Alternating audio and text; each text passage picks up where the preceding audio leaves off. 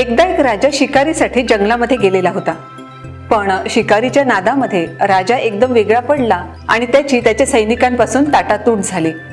या जंगलातून बाहेर येण्यासाठी राजाने खूप प्रयत्न केले, पण ते जंगल एवढं घनदाट होतं की खूप ठिकाणाहून फिरल्यानंतरही राजाला बाहेर निघणं शक्यच नव्हतं। एका लाकूड तोड्यानं हे बघितलं। लाकूड तोड्या स्वतःच त्यांच्याकडे गेला। काय झालं ते त्याच्या लक्षात आलं आणि लाकूड तोड्यानं त्यांना बरोबर जंगलाच्या बाहेर काढलं।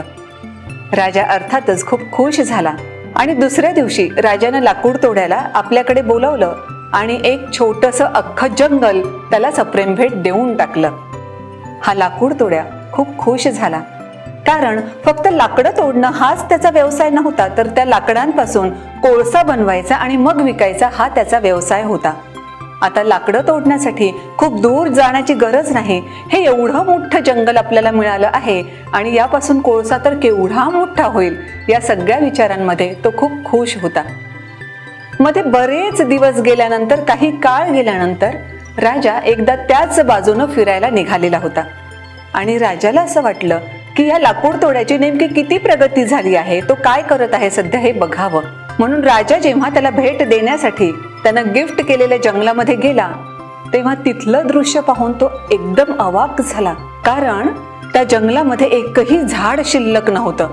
अगदी शेवटचं झाड सुद्धा नुकतंच कापल्यासारखं दिसत होतं आणि फक्त त्याच्या काही फांद्या तिथे पडलेल्या दिसत होत्या। जेव्हा राजा हे जंगल पाहत होता तेव्हाच लाकूड तोड्या तिथे आला आणि राजानं नेमकं काय झालं ते विचारलं। लाकूड तोड्यानं सांगितलं, मला फार परिश्रम घेण्याची गरज पडली नाही। तुम्ही दिलेल्या भेटीमुळे मी इथलीच झाडं तोडायचो आणि छानपैकी कोळसा बनवून विकायचो। मला चांगल्या व्यवसायामध्ये नफा झालेला आहे।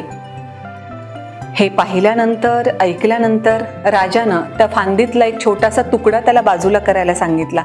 जेव्हा फांदीतल्या त्या लाकडाचा एक छोटासा तुकडा त्यानं बाजूला केला, तेव्हा राजानं तो तुकडा त्या लाकूड तोड्याच्या हातात दिला आणि सांगितलं, हा तुकडा बाजारामध्ये किती रुपयांना मिळतो विचारून ये बरं, किंवा कितीला विकला जाईल ते बघून घे। जेव्हा बाजारात तो छोटासा तुकडा विकण्यासाठी लाकूड तोडा गेला, तेव्हा त्याच्या लक्षात आलं की राजानं गिफ्ट केलेलं हे जंगल चंदनाचं होतं आणि ह्या चंदनाच्या झाडाचा त्यानं कोळसा बनवला होता। ही गोष्ट आपल्याला खूप काही सांगून जाते ना।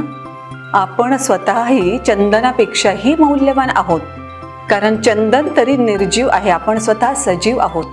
आपण एवढे मौल्यवान असतानाही जर आपण आपल्या आयुष्याला एक व्यवस्थित दिशा देणार नसू, तर खरंच चंदन असतानाही त्याचा आपण कोळसा बनवत आहोत असंच नाही का होणार।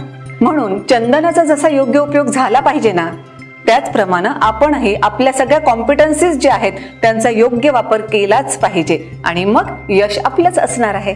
थँक्यू।